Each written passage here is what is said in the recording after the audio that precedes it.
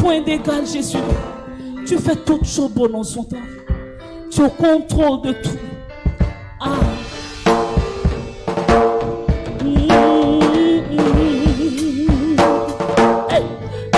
Akaya Jehovah nebema ekwe bubeya kera ruari nebema isi kebu kera teti atata Hakagaya Haka Jehovah nebema Hakagaya Hakagaya Haka Jehovah nebema Ewe Ekwe bubeya Kera ruari nebema Isi ketu kera teti atata Hakakaya Haka Jehovah nebema Hakakaya Hakakaya Haka Jehovah nebema Ewe bubeya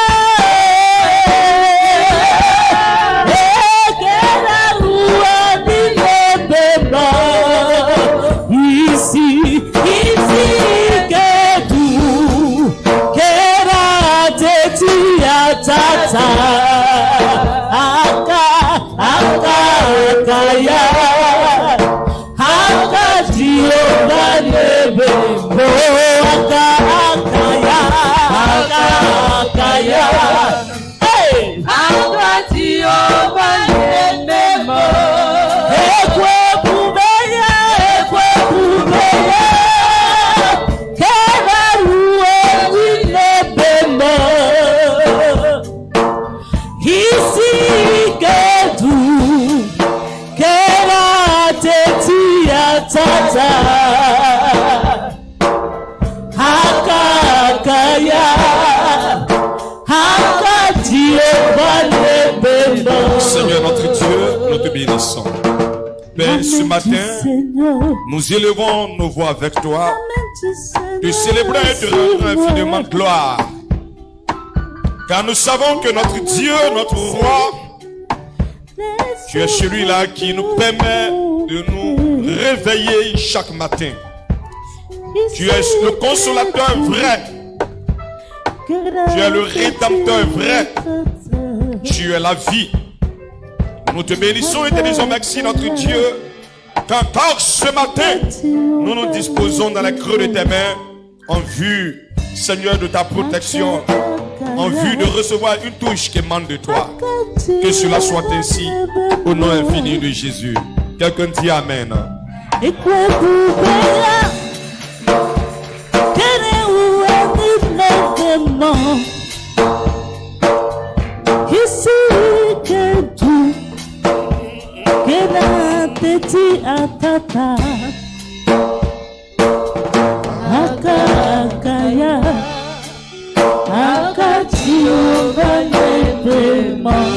Amen, amen.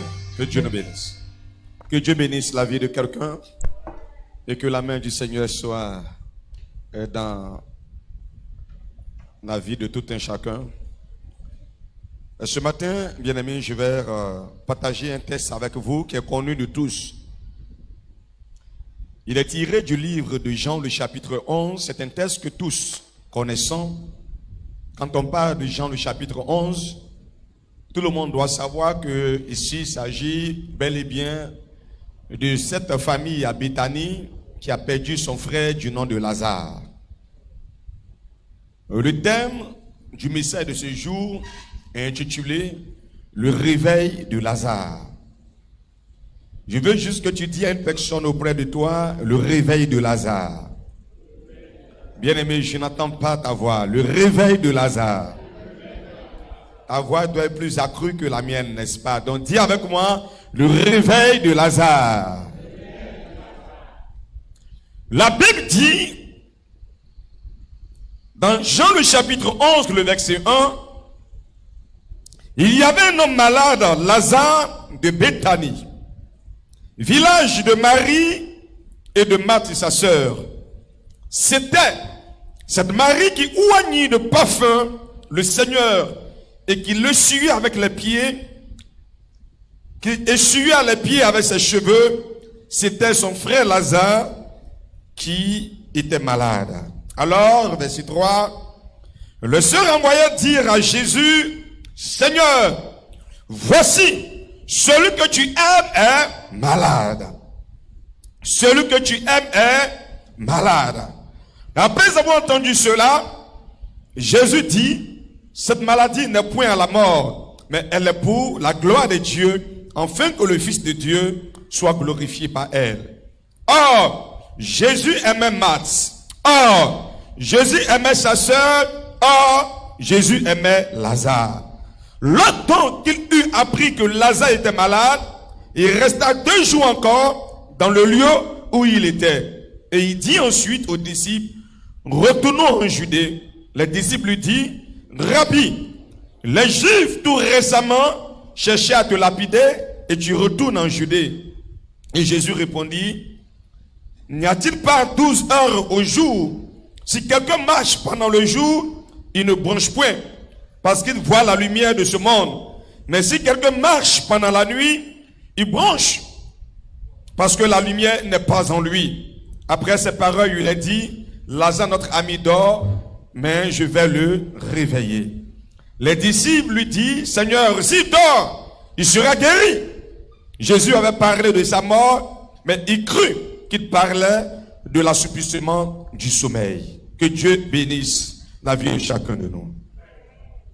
Bien-aimés, la Bible déclare que cette famille à Béthanie est une famille que Jésus aimait tant. Et chaque fois que Jésus, dans sa mission, passait par Béthanie, Jésus entrait dans la maison de Marthe, de Marie et de Lazare. Et la Bible dit qu'à un moment donné, on envoie les gens dire à Jésus que Lazare est mort. Lazare, celui que tu aimes, est mort. Si on envoie les gens vers Jésus, c'est parce qu'on a cette confiance, cette assurance que Jésus a la capacité de guérir. Amen, amen. On a cette assurance, on a cette conviction, on a cette foi que Jésus est doté d'une onction capable de guérir, d'une onction capable de restaurer. Il est important, bien aimé, lorsque Dieu te fait grâce de marcher avec une personne, d'avoir la révélation de celui avec qui tu es en train de marcher. La Bible enseigne que Jésus arrive à Jérusalem et il pleure sur le sort de Jérusalem tout en disant, c'est toi aussi, tu avais su le jour de ta visitation. Donc, bien aimé, l'on peut être dans une saison d'éclosion, une saison de touche, une saison de visitation, mais si on n'a pas la révélation, le discernement de cette saison, nous allons passer outre l'impact de Dieu. La Bible dit, ils vont envoyer les gens vers Jésus, parce qu'ils ont confiance que cet homme-là, sa présence peut apporter quelque chose. Sa présence peut apporter une guérison. Sa présence peut apporter une joie dans cette famille. Alors, bien aimés, lorsque nous venons à l'église, est-ce qu'on a cette conviction que celui que nous venons prier est le détenteur de toute solution? Est-ce que nous avons cette conviction que celui que nous venons prier a la solution et le remède, bien aimé, à toute maladie? La Bible dit, le Seigneur appelle ses disciples et leur pose une question. La première de savoir, qui dit-on que je suis? Qu'est-ce que les gens d'à côté disent de moi? Qu'est-ce que les gens de la ville disent de moi? Qu'est-ce que les gens de l'environnement disent de moi? Et alors on répond à Jésus pour dire, les gens disent tu es un prophète, les gens disent tu es Élie, les gens disent tu es ceci. Alors Jésus maintenant pose la plus belle des questions qui dites-vous que je suis? Parce que bien aimé, tu ne peux marcher avec quelqu'un, tu ne peux recevoir de quelqu'un si tu n'as pas la révélation de qui est cette personne. La dimension de la réception est déterminée par le niveau de la perception. Parce que ta perception engendre soit une frustration ou engendre une destinée qui te concerne. Donc Jésus l'a dit, qui dites-vous que je suis? Quelle est votre perception, votre regard vis-à-vis de ma personne, votre regard vis-à-vis de mon ministère, votre regard vis-à-vis de mon onction, votre regard vis-à-vis de ma personne, parce que votre réception est déterminée par votre perception. L'Éternel a dit à Jérémie, que vois-tu? Que perçois-tu? Que vois-tu? La perception, bien-aimé, est le déclencheur, est l'élément déclencheur de la réception. Donc, pour recevoir, il faut percevoir. Il y a une personne à qui Dieu, ce témoignage qu'on m'a rendu, Dieu lui fait grâce de croiser le président Bédier pendant qu'il était en vie. Et alors le président Bédier lui pose la question de savoir, que puis-je faire pour toi? Et il dit au président Bédier, je suis venu demander une machette et une mine pour pouvoir miner la machette. Waouh! Waouh! Waouh! Alors, le président Bédier appelle l'un de ses éléments et lui dit, va au marché, toutes les machettes que tu vas trouver et les mines que tu vas trouver, envoie ça à Chitor. Et ce jour, les vendeurs de machettes ont été bien heureux parce qu'il y a eu un manque de machettes sur le marché. La perception de cet homme a déterminé sa réception. L'homme n'a pas compris en face de qui il était. Alléluia. Il n'a pas compris en face de qui il était. Donc, bien aimé, vous devez soigner votre perception. On envoie les gens dire à Jésus, Jésus viens, parce que Lazare est malade. Parce que quand ils voient en Jésus, ils voient un homme qui a la capacité de guérir. Vous ne pouvez recevoir d'un individu que ce que vous avez la capacité de voir en lui. Amen. Un homme peut être doté de grands dons. Un homme peut être doté de grandes capacités. Un homme peut être doté de grands biens, mais tu ne peux recevoir que ce que tu as vu en lui. Alors, un autre a la possibilité à l'époque de croiser le président Yifoué. Alors le président Yifoué lui pose la question de savoir, que puis-je faire pour toi? Il dit, président, il y a des locataires qui occupent ma maison, mais qui refusent de payer. Le président lui dit, c'est tout? Il dit, oui. Qu'est-ce que tu veux? Il dit, président, non, donne-moi un papier pour qu'on les vide de la maison. Waouh! Est-ce qu'il y a ces personnes au milieu de nous ce matin? Non, bien, mais est-ce qu'il y a ces personnes au milieu de nous ce matin? Est-ce qu'il y a ces personnes au milieu de nous ce matin? Comment est-ce qu'il a vu? Et s'il a vu le président en agence immobilière, je ne sais pas. Ou un huissier de justice, je ne sais pas. Mais là, bien aimé, au lieu de vider tes locataires, demande-lui de t'offrir d'autres maisons. Au lieu de lui demander des machettes, demande-lui de te donner, je ne sais pas, des camions ou des terres capables de faire naître d'autres plantations. Alors les hommes vont dire à Jésus, Jésus, celui que tu aimes, il est malade. Il est malade, Jésus. Nous voyons en toi la guérison. Nous voyons en toi la restauration. Nous voyons en toi la résurrection. Nous voyons en toi la vie. Bien aimé, ta perception, il faut la soigner.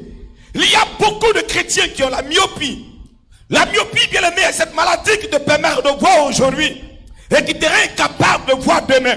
La Bible enseigne que lorsque l'ange parle à Gédéon, l'ange dit à Gédéon, vaillant héros. Or, héros est celui qui est revenu victorieux d'une guerre. De sa vie physique, Gédéon n'a jamais mené de guerre. De sa vie physique, Gédéon n'a jamais été sur un champ de bataille. Et pendant que l'ange parlait à Gédéon, la Bible déclare, Gédéon battait le froment de son père. Mais quand l'ange parle à Gédéon, l'ange ne parle pas à Gédéon par rapport à son présent.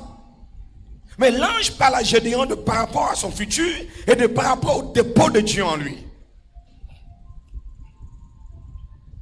L'ange ne voit pas ce que les hommes voient. Les hommes voient un homme qui est en train de battre le froment. Les hommes voient un homme qui est limité. Mais lorsque l'ange l'appelle vaillant héros. Pourquoi? Parce que l'ange peut voir dans la destinée de Gédéon un homme gradé, un homme qui revient victorieux d'une guerre. Jésus dit, ce que tu as vu, il te sera fait. Soigne ta perception. Il faut soigner ta perception. La perception de beaucoup de chrétiens empiète leur réception. C'est parce que Jérémie a dit, il dit que vois-tu, Jérémie dit j'ai vu. Et il dit comme tu as vu. Il dit d'Abraham, compte les étoiles si tu peux les compter. Compte.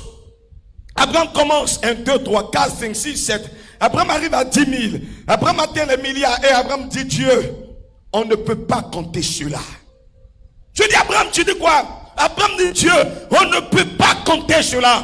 Et Abraham dit à Dieu, comme tu as dit, personne ne peut compter. Ta descendance sera incontable. Ta perception détermine ta réception. Qu'est-ce que tu vois? Bien-aimé, je vais t'exhorter à ne pas regarder l'aujourd'hui de quelqu'un. Non, non, non. Ta perception, ta myopie t'amène à regarder son manque d'aujourd'hui. T'amène à regarder son chômage d'aujourd'hui. T'amène à regarder sa misère d'aujourd'hui. Mais écoute-moi très bien. Pendant que tu es en train de te focaliser sur l'aujourd'hui de cette personne, la Bible dit dans Jérémie, il dit, je connais le projet que j'ai formé pour vous, qui sont des projets de paix et non de malheur, afin de vous donner de l'avenir et de l'espérance. Dieu ne marche pas avec une personne. Les gens peuvent dire Rahab la prostituée, parce que les gens ont vu Rahab aujourd'hui. Mais quand Dieu parle de Rahab, il dit l'ancêtre d'un sauveur. Orpa a regardé Naomi. Et Orpa a regardé une vieille femme. Orpa a regardé une femme veuve. Orpa a regardé une femme qui vient de perdre ses enfants.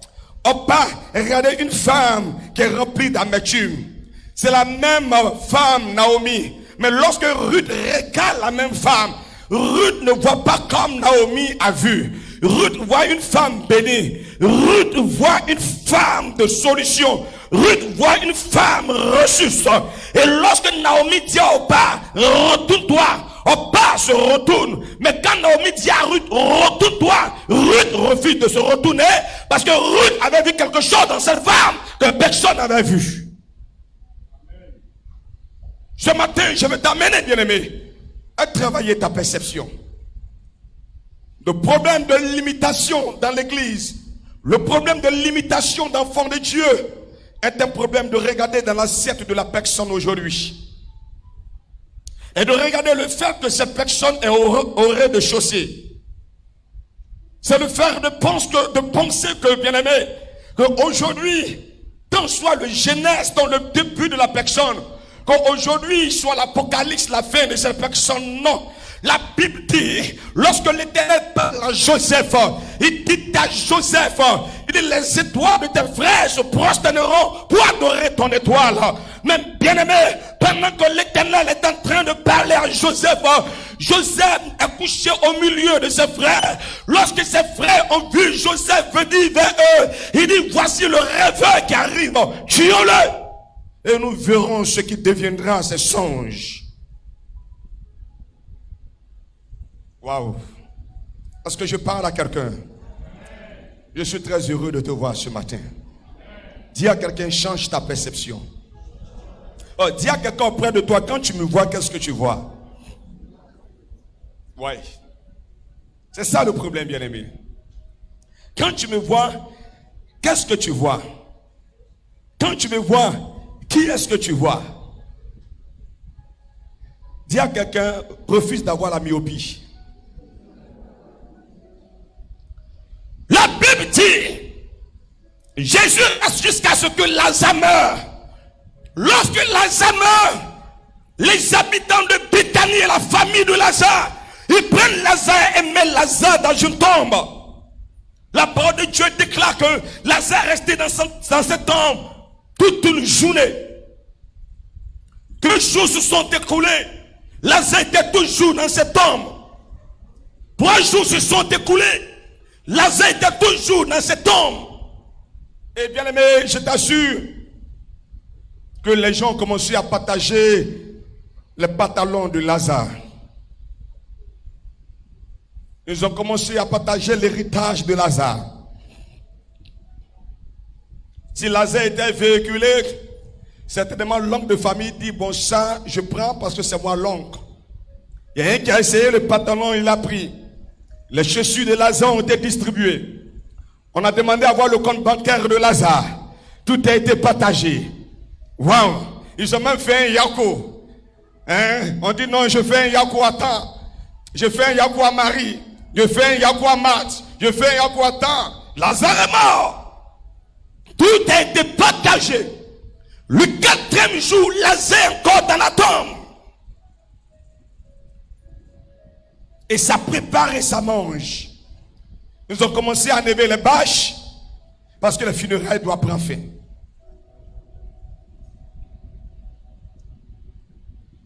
Jésus se présente le 4e jour. Et lorsque Marthe voit Jésus rentrer, si tu avais été ici, mon frère ne serait pas mort. Il dit, ne t'ai-je pas dit que si tu crois, tu verras la gloire de Dieu. Les gens disent, ils sont déjà. Non, non, non, laisse tomber cette affaire. Ils sont déjà. Il n'y a plus de solution, c'est fini là. Nous, on a déjà partagé son héritage là. Laisse tomber cette affaire. Bien aimé, le réveil de Lazare va bouleverser Béthanie. Imaginez-vous que Lazare revient à la vie. Lui qui a pris son pantalon, il fait comment? Lui qui a pris la voiture de Lazare, il fait comment? Donc dans le cœur, les gens commençaient déjà à prier dans le cœur. Il y avait quelqu'un qui devait Lazare. Il devait assez à Lazare. Quand Lazare, moi, il a dit ouf. Je ne dois plus quelqu'un. Mais celui que je dois ne vit plus. Et Jésus est devant la tombe. Dans le cœur, on dit, hé, monsieur, mais dans quel problème tu veux nous mettre? Dans quelle situation tu veux nous mettre? Dans quelle honte tu veux nous mettre? On a fini de partager son héritage. Où est-ce que tu veux nous amener? Vous savez, bien aimé, les gens t'endorment, les gens t'empêchent de te réveiller, parce que ton réveil va bouleverser ta famille. Aussi longtemps que tu es endormi, ton héritage est pillé. Aussi longtemps que tu es endormi, ta destinée est fermée. Aussi longtemps que tu es endormi, ton devenir s'arrête. Lazare dans la tombe, c'était silence. Lazare dans la tombe, c'était sommeil. Lazare dans la tombe, c'est une vie de manque de prière, une vie de manque de consécration, une vie de manque de sanctification, une vie de manque de foi, une vie de manque de méditation. Lazare dans la tombe. On ne met pas seulement que Lazare dans la tombe, on prend une pierre, on enroule la pierre et on dépose la pierre pour bloquer la tombe. Pour dire, oh bien-aimé, là où tu es, ça fait notre affaire. Dors. Parce que pendant que tu dors, nous mangeons dans ta destinée. Pendant que tu dors, ce qui devait te revenir nous revient. Pendant que tu dors, nous, on arrive à utiliser ton dos comme une table à manger dans le monde de la sorcellerie. Pendant que tu dors, nous, le bien qui devait t'arriver, nous, on bloque cela. Lazare était dans la tombe. On dit à Jésus, il sent déjà. Dis à quelqu'un, ça ne sent pas encore. Dis, ça ne sent pas encore. Je suis venu parler à une personne ce matin. Je ne suis pas là pour parler à ton corps, mais je veux parler à ton âme. Et demander à ton âme bien-aimée d'avoir un sursaut. Il y a des limitations dans ta vie. Il y a des moqueries dans ta vie. Il y a la risée dans ta vie. Parce que tu ne t'es pas encore réveillé. Un homme endormi est un homme qu'on peut injurier. Un homme endormi est un homme qu'on peut piétiner. Un homme endormi est inconscient de ce qui se passe autour de lui. Un homme endormi est un homme sans espoir. C'est pourquoi la Bible est claire. Et la Bible t'exhorte à un réveil. Il dit dans Éphésiens chapitre 5 verset 14. Réveille-toi. Réveille-toi d'entre la mort. Et Christ t'éclairera. Réveille-toi. Réveille-toi d'entre la mort. Et Christ t'éclairera. Bien-aimé, Jésus devant la tombe de Lazare dit ôtez la pierre. Lorsque la pierre est ôtée, Jésus dit Lazare sort. La Bible dit Lazare qui était décomposé, Lazare qui était en voie de devenir terre, parce qu'avec terre il a été créé. Lazare dont les gens avaient partagé l'héritage. Lazare, homme sans espoir. Lazare sort de la tombe.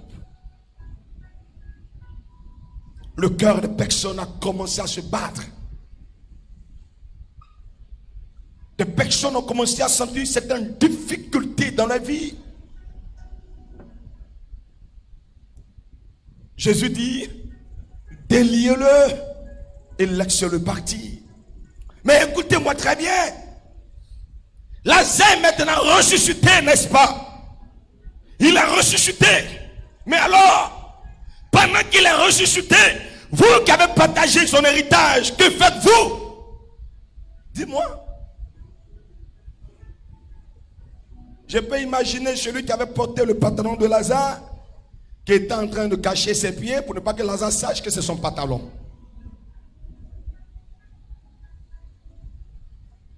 Je peux imaginer ceux qui ont bouffé l'argent de Jacob.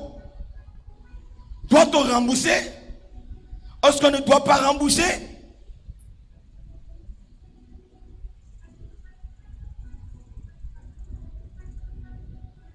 Imaginez-vous, bien-aimés,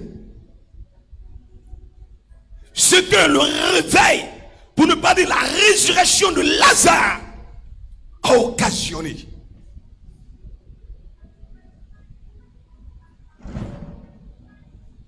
Imagine-toi cette difficulté qu'avaient les personnes.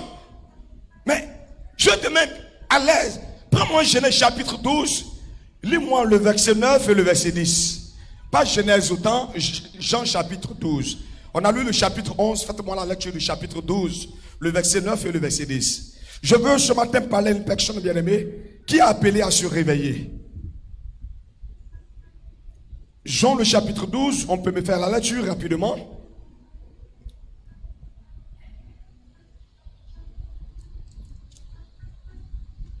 La Bible dit, une grande multitude de Juifs apprit que Jésus était à Béthanie.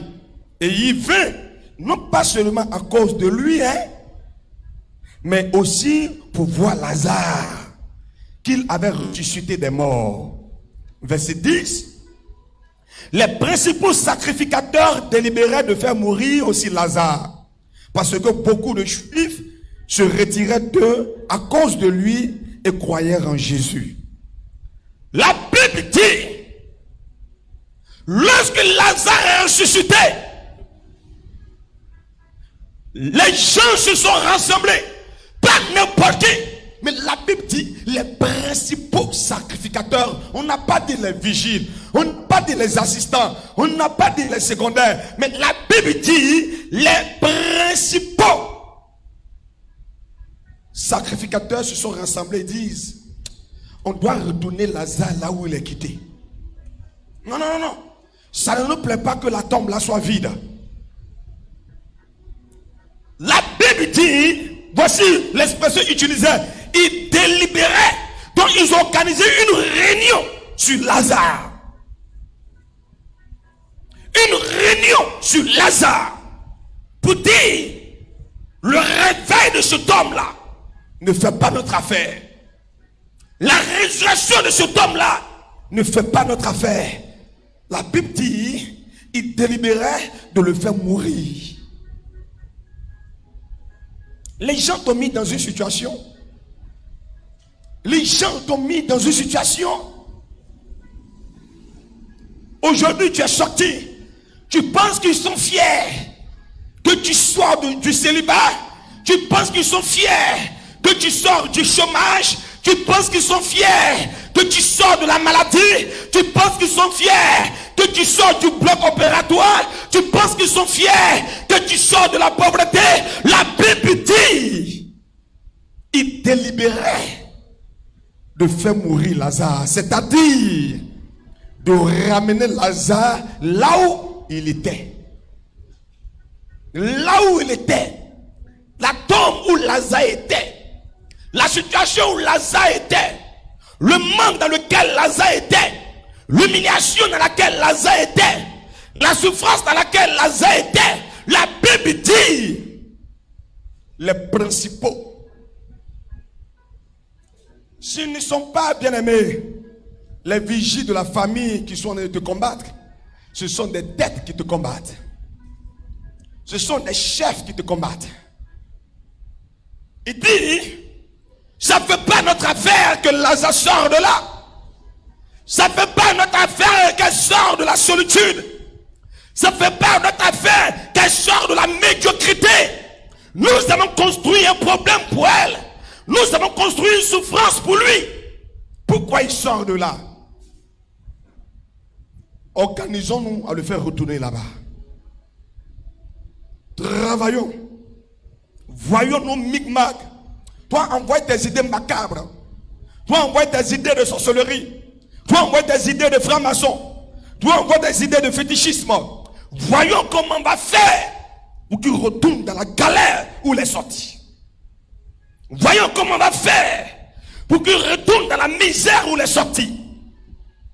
La Bible dit, les gens délibéraient pour le faire mourir. Dis à quelqu'un auprès de toi, tu es un château d'eau.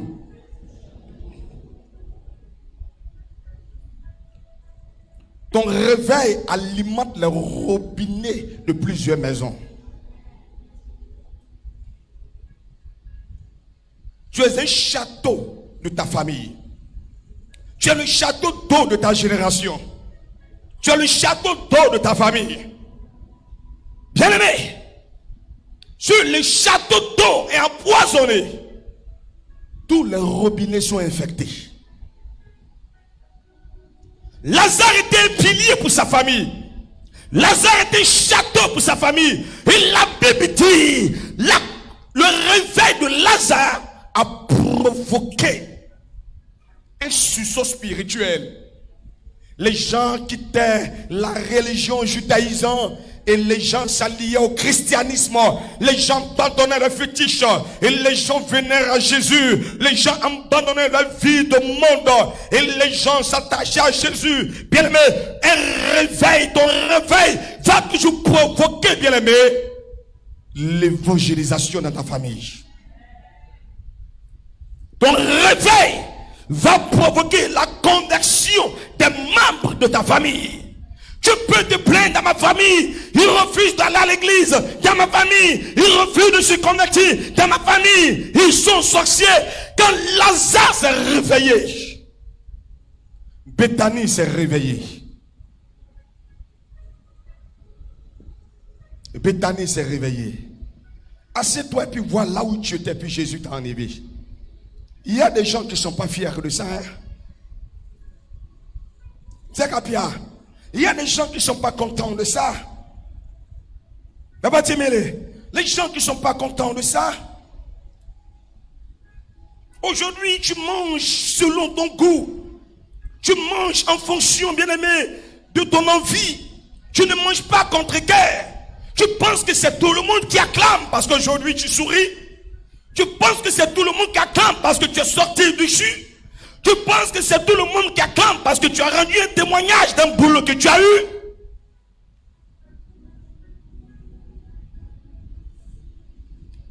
La Bible dit, les principaux sacrificateurs ont délibéré. Avant, leur objectif clé, c'était de faire mourir Jésus. C'était ça leur mission. Mais quand Lazare ressuscité, quand Lazare s'est réveillé, nous avons dit non. Le réveil de cet homme-là est en train de détruire nos programmes. Parce qu'à cause du réveil de Lazare, les gens ont commencé à croire en Jésus. Les gens ont commencé à se convertir. Les gens ont commencé à abandonner leur vie que l'on a par Dieu. Alors, bien aimé, le sacrificateur de ta famille n'est pas heureux. Qu'il est là et puis on attend que, ah, vraiment, chef de famille. Le jeune monsieur qui est là est venu demander la main de ta fille. Il a souri, il a fait à tout. Mais ce chef de famille qui est là a ses propres filles. Tu penses que c'est une joie pour lui que ses filles soient assises là et que ce soit les filles de ses frères qu'on vient marier? On a regardé un film ici, Demon Violent, où le petit frère était mécontent du frère que cette nièce dont les filles de son frère aîné sont mariées. Et il a décidé d'enterrer un fétiche derrière la maison afin que quiconque venait demander une femme en mariage, que cette personne meure. Tu es là. Depuis que tu es converti jusqu'au jour d'aujourd'hui, ta vie spirituelle n'a pas changé. Quelqu'un qui rentre dans la sorcellerie, il rentre avec qu'il est au CPN. Quelque temps après, tu attends que donc il est au 5e. Après, tu attends la 2e grade, 3e grade. Il est devenu commandant d'une région. Après, il te dit que non, qu'il est devenu l'homme de main de Satan. Mais depuis toi, tu es converti. Quels sont tes niveaux spirituels? Depuis tu es converti, bien-aimé, il y a 20 ans, mais tu es encore à la maternelle. Même pas grande session. Tu es encore à la petite session. Ta vie chrétienne n'a pas évolué. Ta vie chrétienne n'a pas changé. Tu es au même niveau, bien-aimé. Même le démon de palu t'intimide. Le démon de migraine t'intimide. Pourquoi? Parce que, bien-aimé, tu as un niveau inférieur par rapport au rang que lui occupe auprès de Satan. Ce n'est pas une affaire d'être en Jésus et d'être en Satan. C'est une affaire de rapport de force. Quelqu'un peut avoir 20 ans dans l'armée. Et puis le petit qui sort aussi la 4V. Tu craques devant lui. Ça n'a rien à voir avec ton nombre d'expérience dans la main. Ce sont les épaules qui comptent. C'est sa poitrine dorée qui compte. Tu vois ça, tu claques. Tes cheveux blancs, ta barbe blanche n'ont plus de raison d'être ici. Toi, tu as un corridor où la poussière, le vent, la pluie, le soleil te frappe. Et lui, il est dans un bureau. Vous devez vous réveiller spirituellement. Si tu te réveilles, il y aurait un bouleversement, bien aimé, dans ta famille. Un bouleversement dans ta maison. Ton réveil, bien aimé, va apporter un vent nouveau. Va apporter une fraîcheur. Va apporter un témoignage. La Bible dit dans Isaïe 60, verset 1 que tu connais. Lève-toi, sois éclairé, car ta lumière arrive. Dieu ne marche pas avec des chrétiens endormis, des chrétiens de dimanche, des chrétiens qui trient des programmes, des chrétiens qui se renseignent de savoir qui prêche aujourd'hui pour que je vienne. Parce que là, ce n'est plus une affaire de message de Jésus, mais c'est une affaire de tête maintenant. C'est une affaire de fan club. Je ne savais pas qu'il y avait une affaire de fan club dans la maison de Dieu. On est tous fans de Jésus. Je ne peux comprendre qu'on peut être fan de temps. Il dit, Apollos, oui, peut planter, Paul peut arroser, mais celui qui fait croître, c'est le Seigneur. Lorsqu'on est endormi, bien-aimé, on a une vie de médiocrité. On est dans les bassesses, on est dans les funéries. Est-ce que tu as vu façon il t'a regardé, façon il t'a parlé, façon là si tu as vu ça là, je t'assure que façon tu les as vus à droite, ils sont en train de rire là, c'est que, bien aimé, je ne savais pas que tu étais un détecteur des mouvements de lèvres. Sinon que ça se paye. On peut te trouver des gens qui en ont besoin. Pour que tu puisses monnayer ce talent extraordinaire que tu as. Si vous ne vous réveillez pas, il y a des gens qui ont construit une tombe.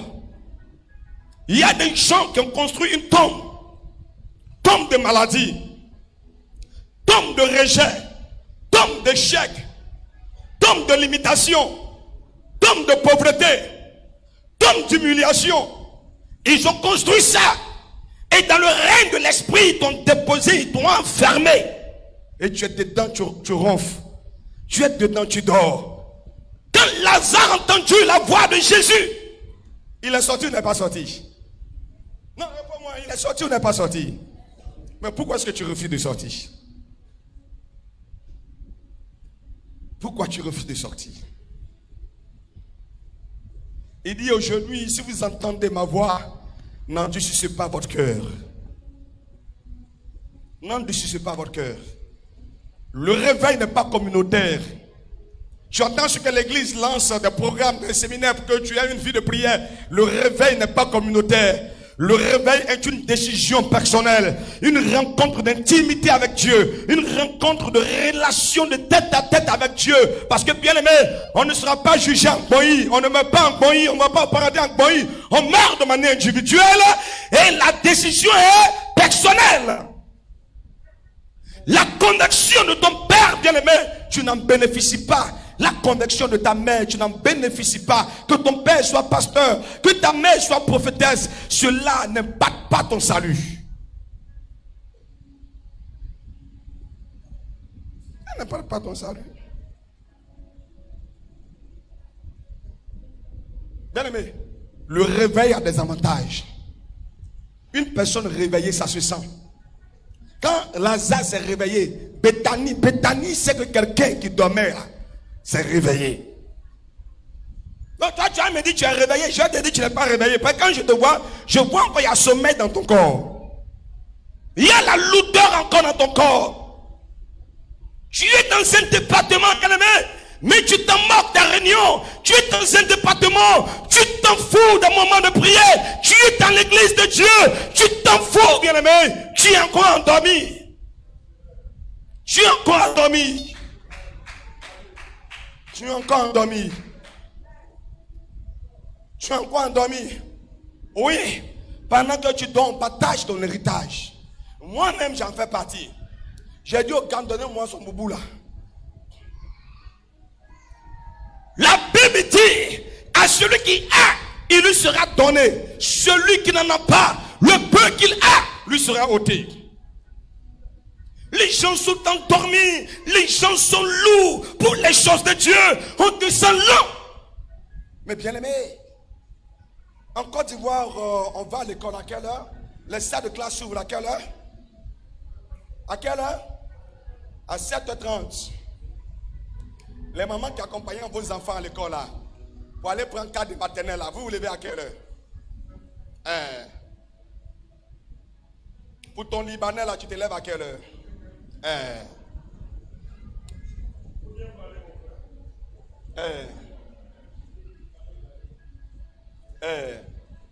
Il y a quelqu'un qu'on a reçu ici qui a eu un accident de travail à la zone ici. Le Libanais a bloqué tous les dossiers. même 5 francs ne lui verse pas. Il a envoyé partout pour rentrer au Liban, aussi envoyé pour rentrer payer ses gros accidents de travail. En tout cas, c'est de l'argent. Maintenant, on est en train de chercher Dieu. Maintenant, on a prié pour que le cœur de Libanais soit touché. Donc, c'est maintenant que toi, tu vas te réveiller, quoi. Mais le travail est déjà fini, c'est fait. Les principaux sacrificateurs ont déjà décidé de où on te met. Ils t'ont mis là-bas. Tu n'as plus de droit. Viens t'asseoir à l'église maintenant. Quelqu'un doit se réveiller. Bien-aimé, vous refusez de vous réveiller. Les années vont se ressembler. Le thème affiché ne va pas influencer ta destinée. Les années vont se ressembler. Parce que rien ne change dans la vie d'une personne qui dort. C'est seulement quelqu'un qui est debout que les choses changent dans sa vie. C'est un homme qui est réveillé qui peut dire ça, je ne veux pas. Non, ne me donnez pas ça. Non, ne me portez pas ça. Je ne vais pas manger ça. Je ne vais pas boire ça. Mais quelqu'un qui dort, a-t-il une décision à prendre? Non. On t'impose l'atmosphère. On t'impose la situation. Il y a beaucoup d'endormis. Il dit, pasteur, fini le culte, nous on les manger. C'est le dimanche après Pâques. Il y a certaines personnes qui ont dit, mais Théo, on sent un peu de la fumée, l'odeur est en train de nous déranger, pasteur, fais vite. Il est venu encore avec ces histoires-là. Je vous assure, bien-aimés, quand tu n'es pas encore réveillé, tu ne connais pas le bénéfice du réveil. Tu ne peux pas sentir cette joie qu'on a de servir Dieu, cette joie qu'on a d'être dans l'intimité de Dieu, cette disposition qui t'aide dans vos comportements, qui t'aide. Tu peux ne pas aimer Pierre, mais Jésus l'a choisi. Jésus l'a choisi. Tu peux ne pas l'aimer. Ce n'est pas celui que tu aimes qui est la clé à ta solution. C'est celui même que tu hais qui t'apporte la guérison. Est-ce que les gens ont aimé Jésus? On va aimer Jésus. On dit le fils du charpentier. Mais c'est lui qui a été une solution. Et qu'il a encore une solution. Oh non, moi, lui, j'aime sa tête. Lui, j'aime pas sa tête. Oh non, moi, j'aime quand il parle. Quand il parle, il me plaît. Oh, l'autre, quand il parle, je ne me plais pas. On n'a pas besoin de te plaire parce qu'on n'est pas venu ici pour être amoureux. On n'est pas ici le 14 février. On n'est pas venu pour être amoureux. Si tu cherches un Saint-Valentin, ce n'est pas ici. Ici, on est venu pour servir Dieu, pour faire son œuvre. Écoutez. Médicament qui a te soigner là, ce n'est jamais doux. Waouh. Médicament qui a te soigner là, c'est jamais doux. C'est jamais doux. Quelqu'un a bouche amère, puis on a dit non, il faut manger gagna.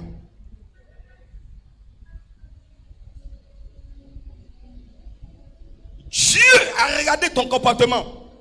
Dieu a regardé ta nature et en fonction de ta nature, Dieu permet que le berger qui soit en face de toi manifeste une nature pour briser la nature que tu as. Si tu as une bouche amère, celui qui est devant toi là, il a mangé gna pour t'embrasser.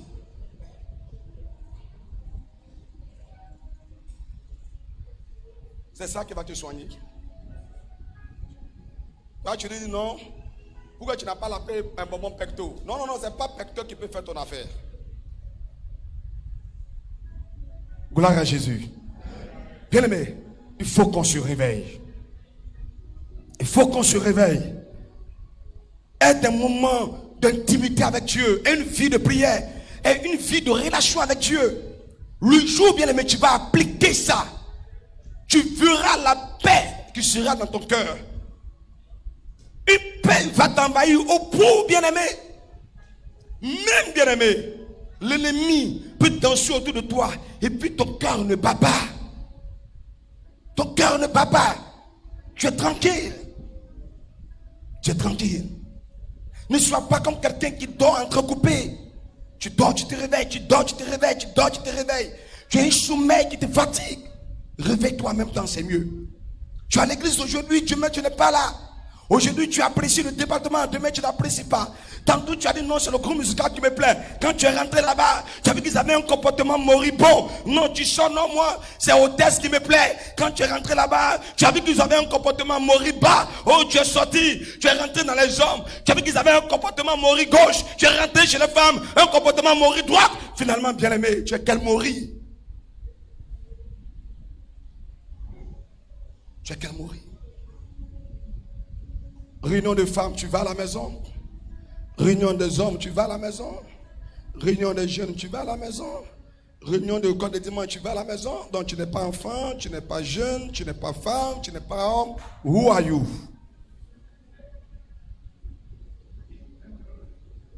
This is the question. Who are you? Give me the good answer. I say, who are you? Speak me. Today I speak English. I speak English.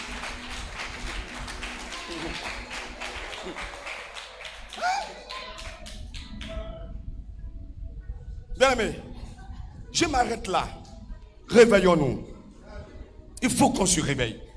Si vous vous réveillez, les choses vont changer. Dis à quelqu'un, tu as un château d'eau.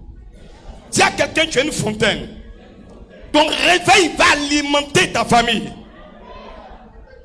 Vous savez, on a été dans des cas où tu n'as pas envie de prier. Mais quand quelqu'un commence à prier, pendant que toi tu n'as pas envie de prier, un peu, tu commences. Seigneur Jésus, oui. Et puis pendant que tu es en train de prier, toi tu n'as pas programmé prier. Mais un peu, ça vient. Parce que le réveil contamine. Le sommeil aussi contamine. Tu te laisses contaminer par qui ou par quoi? Qui s'ensemble Bon, toi tu t'ensembles avec qui pour ressembler à qui? Dis à une personne auprès de toi, réveille-toi. Si tu ne te réveilles pas, tu vas rester dans cette tombe-là.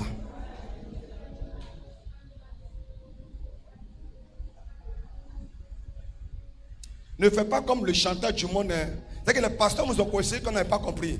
C'est les gens du monde qui vous conseillent maintenant. Ils disent conseil ne conseille pas, mais que c'est conséquences qui conseillent. Je refuse que ça soit conséquence. Parce qu'il est dit que si jamais avait une queue, mais malheureusement il n'a pas de queue. Donc c'est maintenant que tu dois te réveiller. C'est maintenant que tu dois mettre ta maison dans la prière. Mettre ta famille dans la prière. Fais tes programmes pour ne pas manquer les rendez-vous de l'église. Il faut te lever spirituellement. Appartiens à un département, donne-toi à fond dans ce département. Ne laisse pas, bien aimé, une partie de personnes. Ne laisse pas deux personnes. C'est leur affaire, ce n'est pas mon affaire. C'est leur église. L'église ne porte pas, je n'ai pas vu la carte d'identité de quelqu'un sur le portail de l'église. Il n'y a pas la carte d'identité de quelqu'un sur le portail de l'église. Jésus a dit, je bâtirai mon église. C'est l'église de Jésus. Et tu dois te lever pour travailler. Pour ne pas que les portes de ce jour des morts viennent contre toi. Sinon, pendant que tu vis, ce n'est pas tout le monde qui aime. Il y a des choses, hein. Quand la nuit tombe et puis quelqu'un te dit bonne nuit là, ses lèvres ont dit bonne nuit. Tu penses que son cœur aussi a dit bonne nuit. Même quand tu te réveilles, tu t'es bien réveillé, tu as bien dormi, tu penses que c'est pour tout le monde qui est vrai. Il y a des gens qui tuent leurs parents à cause d'héritage. Il y a des gens qui tuent leurs propres frères de mère, de sang à cause d'héritage. Il y a des gens qui envoient le nom de leurs parents chez les féticheurs pour les rendre malades à cause d'héritage.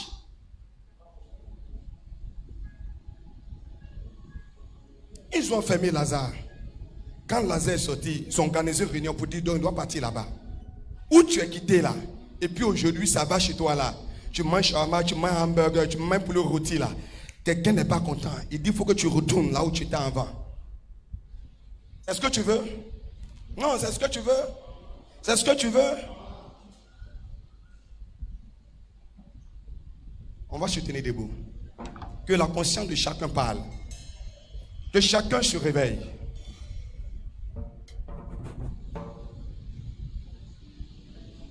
Que chacun se réveille.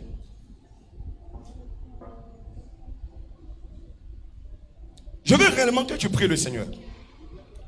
et que tu dis à Dieu réellement de te donner un cœur de serviteur, un cœur de servant de Dieu, qui te donne un cœur qui le sert avec loyauté, un cœur qui le sert avec vérité, un cœur qui le sert avec sincérité. Même Lazare a été réveillé. Sois réveillé. Sois réveillé dans ta vie spirituelle. Trop de distractions, trop de gongon, trop de moi dit, toi dit, trop de pourquoi lui, pourquoi pas moi, trop de si c'était comme cela. Dis à quelqu'un, laisse Dieu faire. On va élever la voix, nous allons prier le Seigneur. Tu vas répéter après moi, Seigneur Jésus, ce matin, impacte ma vie, impacte ma destinée, et donne-moi d'être une personne réveillée. Une personne réveillée et éveillée. Une personne réveillée et éveillée. Pour la gloire de ton nom. Père, fasse que je sois un instrument dans les creux de tes mains. Un instrument pour ton royaume. Un instrument pour ton église. Ouvre la bouche et prie ton Dieu. Dis à Dieu, Seigneur, donne-moi d'être un serviteur réveillé, éveillé. Bien-aimé, je ne t'entends pas prier. Je n'ai pas dit prier pour le mariage. J'ai dit prie pour que tu sois réveillé. Une personne qui dort ne se marie pas. Une personne qui dort ne bénéficie pas de la protection de Dieu. La plus grosse bénédiction, bien-aimé, c'est ton intimité avec Dieu. C'est le salut. Prie-le. Saint-Esprit, Esprit de Dieu, éveille les chants. Tu es une fontaine. Qui tournent en moi. Tu es un château et tu dois alimenter. Saint-Esprit, Tu es un château et tu dois alimenter. Dieu a besoin de toi. Dieu veut t'utiliser. Dieu veut t'utiliser. Dieu veut aller à l'eau profonde avec toi. Dieu veut faire des choses remarquables avec toi. Dieu veut faire des choses exceptionnelles avec toi. Ouvre la bouche et prie, prie, prie, prie, prie, prie, prie, prie, prie, prie, prie. Dans la vie d'un homme, il peut y avoir. Je n'entends pas quelqu'un prier. Ouvre la bouche et prie. Quand on sauvage sur ce chemin de la croix, comment toi est-ce que tu t'aimes? Ton Dieu est la source de tes ressources. Il te fera par sa gloire. Il te fera prier de bienfaits. Il est le Dieu. Au nom de Jésus. Amen. Amen. Bien-aimé, je veux réellement que nous prions. Prions. Nous sommes dans un monde, bien-aimé, compliqué. Et on a besoin suffisamment de Dieu, de Jésus dans notre vie pour aller de l'avant. Une personne parmi vous peut me lire Matthieu chapitre 5, c'est possible, le verset 15. Quelqu'un peut me lire? Restez debout, nous allons prier. Restez debout, nous allons prier. Matthieu chapitre 5, verset 15.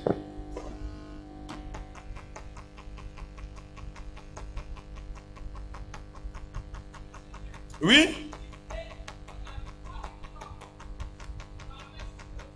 On n'allume pas une lampe pour mettre en bas de table.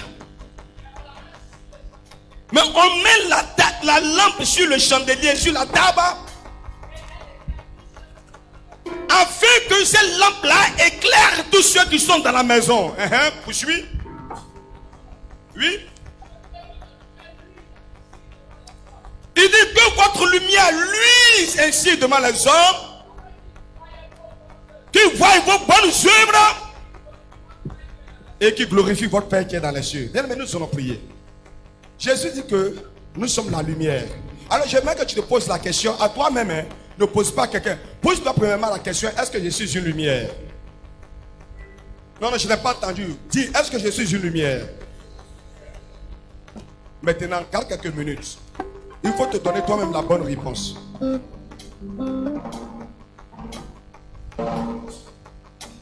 Ça va. La Bible dit, on n'allume pas une lampe et prend cette lampe allumée là pour la mettre sous une table. Donc ce qui veut dire qu'on ne cache pas la lumière. La lumière ne te cache pas. Mais tu te caches de ton département. Tu te caches des programmes de l'église. Donc pose-toi la question de savoir, est-ce que tu as une lumière?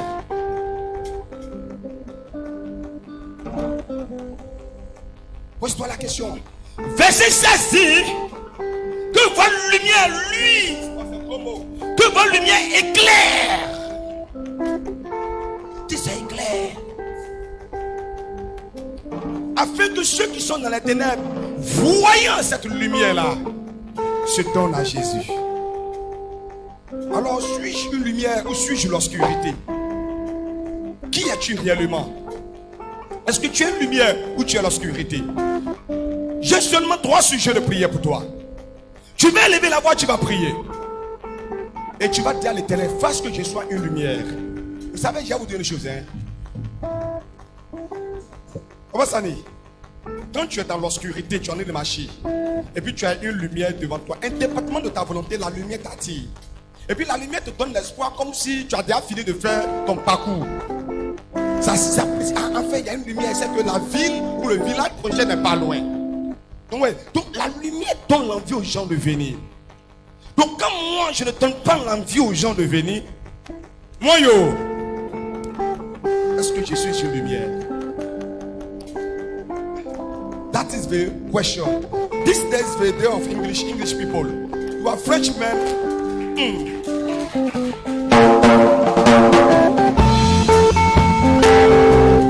Alléluia. Nous allons prier. S'il vous plaît.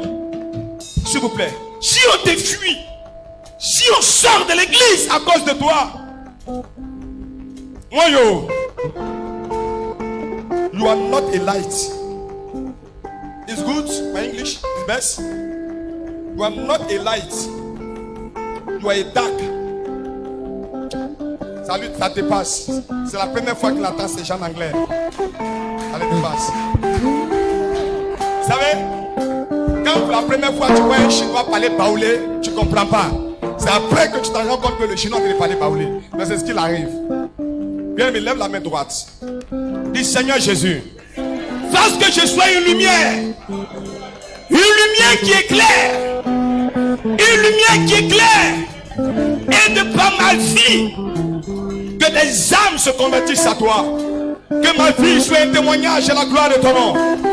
Que ma vie soit un témoignage à la gloire de ton nom.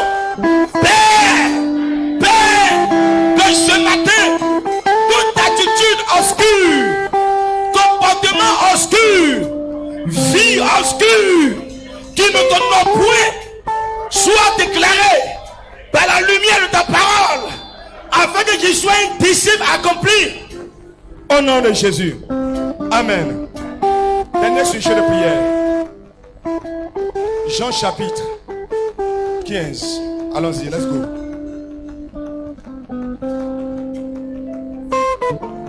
Jean chapitre 15, verset 5.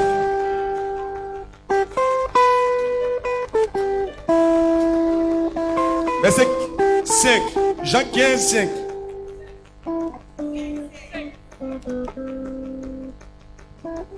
Il dit, je suis le sceptre.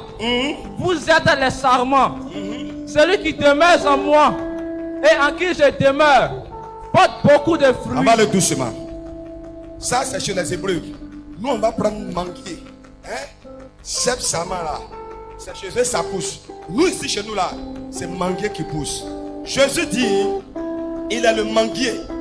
Et puis, toi et moi là, nous sommes des branches. Quelqu'un m'écoute très bien. Il est le manguier et puis nous, il est le tronc de l'arbre. Et nous, nous sommes les branches du tronc. Allons-y. Je suis le manguier. Vous êtes les sarments. Celui qui demeure en moi et en qui je demeure porte beaucoup de fruits. Donc, la branche qui reste attachée à moi, oui, la branche qui reste attachée à moi, qui ne se déconnecte pas, qui reste attachée à moi, porte beaucoup de fruits. Allons-y. Car sans moi, vous ne pouvez rien faire. Tu ne peux pas évangéliser.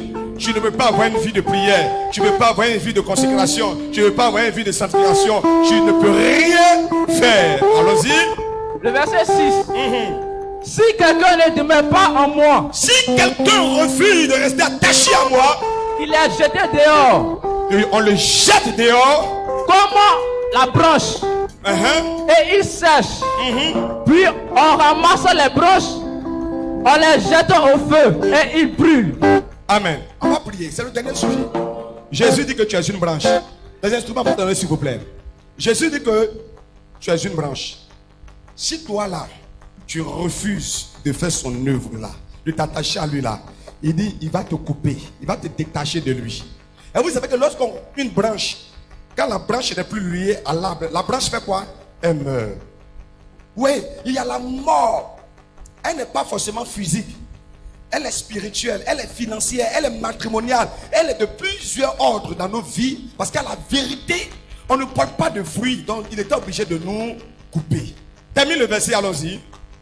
Si vous demeurez en moi et que mes paroles demeurent en vous, demandez ce que vous voudrez et cela vous sera accordé. Poursuis. Si vous portez beaucoup de fruits. Stop. Si vous portez des fruits. Papa, quoi, mais c'est ce que tu as entendu? Non. Reprends, fils. Si vous portez beaucoup de fruits. Si vous portez quoi? Si vous portez quoi? Donc le problème n'est pas des fruits. Mais Dieu veut beaucoup de fruits. Si vous portez beaucoup de fruits, allons-y. C'est ainsi que mon Père sera glorifié. Non, Dieu n'est pas glorifié parce que tu chantes bien. Dieu n'est pas glorifié parce que tu es bien habillé. Dieu n'est pas glorifié parce que tu portes les verres pharmaceutiques. Mais Dieu est glorifié parce que tu portes beaucoup de fruits. Allons-y. Et que vous serez mes disciples. Et vous serez mes disciples. Donc, être disciple de Jésus est conditionné. C'est de porter beaucoup de fruits. C'est le dernier sujet. Il dit, tu dois rester attaché à lui. Tu refuses de t'attacher à lui, d'avoir une vie de prière, de venir au programme de l'église. Dieu va te donner Dieu lui-même là, te donne une autre passion. Comme tu n'as pas envie d'être passionné pour Dieu, aimer les choses de Dieu, Dieu va te donner l'amour de la boisson, l'amour de la cigarette, l'amour d'autre chose. Parce que tout compte fait, tu dois t'attacher à quelque chose. C'est pas quiconque ne danse pas à l'église, danse forcément quelque part. Parce que tu dois rester attaché à quelque chose. Donc du coup, puisque tu n'arrives pas à t'attacher à Dieu, oh, la nature a horreur de quoi? A horreur de quoi? Du vide. Donc une autre passion entre en toi. Ça peut être la télé. Ça peut être la télé. Tu es devant, tu n'arrives pas à te lever. C'est la télé même qui éteint tes yeux. Tu as regardé la télé, à un moment donné, la télé même commence à te regarder. Et puis la télé te dit, je suis fatigué. Et puis la télé ferme tes yeux. Parce que tu n'as pas une vie de relation avec Dieu. C'est mon dernier sujet de prière. Nous allons dire au Seigneur, je ne veux pas être une branche inutile. Mais je veux être une branche qui porte des fruits pour glorifier le royaume de Dieu. C'est mon dernier sujet de prière. Pour laisser le micro à l'homme de Dieu pour la seule scène. Je veux réellement que tu pries. Tu vas dire au Seigneur, moi là, je veux porter beaucoup de fruits. Je veux être un homme, une femme qui a des fruits. Parce que tu as dit que le jour où j'irai au ciel, mon titre ne va pas m'accompagner, mais ce sont mes œuvres, mes fruits qui vont me suivre. Je veux être un homme, une femme, un jeune qui apporte beaucoup de fruits. Lui là, tu vois, lui là, c'est lui qui m'a annoncé l'évangile. Hein? Ah non, lui, c'est lui qui m'a conduit à l'église. Ah, c'est lui qui m'a baptisé. Ah, ça, ce sont tes fruits qui sont là. Hein? Mais toi qui peux, dis non, c'est lui là qui m'a évangélisé. Hein? Le pasteur a des enfants spirituels. Mais toi, tu dois avoir aussi des enfants spirituels. Dans les gens que tu as amenés à Jésus, n'est-ce pas? Dernier sujet de prière. Tu vas répéter après moi. Jésus, donne-moi de porter des fruits. Je refuse d'être un arbre sans fruits. Une branche sans fruits. Je refuse d'être découpé, d'être retranché et d'être jeté dans le feu. Je refuse d'être inutile dans ton royaume. Donne-moi d'être un serviteur utile. Un serviteur utile. Un serviteur utile. Un serviteur utile. Un serviteur utile. Un serviteur utile. Un serviteur utile. Un serviteur utile. Un serviteur utile. Un serviteur utile. Ouvre la bouche et prie, prie. Qui donne moi cet esprit, esprit d'utile. en moi. Saint-Esprit, Paraclet, Saint-Esprit, Paraclet, et tout le champignon qui tombe en moi. Merci Jésus. Père, nous te bénissons et te disons merci. Seigneur, nous prions notre Dieu que chacun de nous, tel que Lazare a entendu la voix de Jésus. Et Lazare n'a pas dit, malgré que j'ai entendu sa voix, je reste toujours dans la tombe. Mais quand Lazare a entendu la voix de Jésus, il est sorti. Et il a commencé à suivre Jésus partout où il passait. Et à cause de cela, un grand nombre de personnes ont commencé à se convertir. Nous prions notre Dieu que tel Lazare tombe d'entendre ta voix, de sortir de nos tombes, de sortir de nos zones de confort, de sortir de nos médiocrités, de sortir de nos calomnies, de sortir de nos médisances, de sortir de nos cupidités, de sortir de nos ivrogneries, de sortir de nos débauches. Père, enfin de venir à toi et de marcher comme tu marches et de faire comme tu fais. Nous te bénissons ce matin, car nous prions notre Dieu que tu nous apportes un réveil, un véritable réveil spirituel dans nos vies, un véritable réveil spirituel dans nos maisons, un véritable réveil spirituel dans nos familles. Fasse que Josué, tel que Josué l'a dit, moi et ma maison, nous servirons l'Éternel. Fasse que nous et nos maisons, nous soyons des serviteurs et des servantes de l'Éternel. Nous te bénissons, que cela soit ainsi pour la chère gloire de ton nom.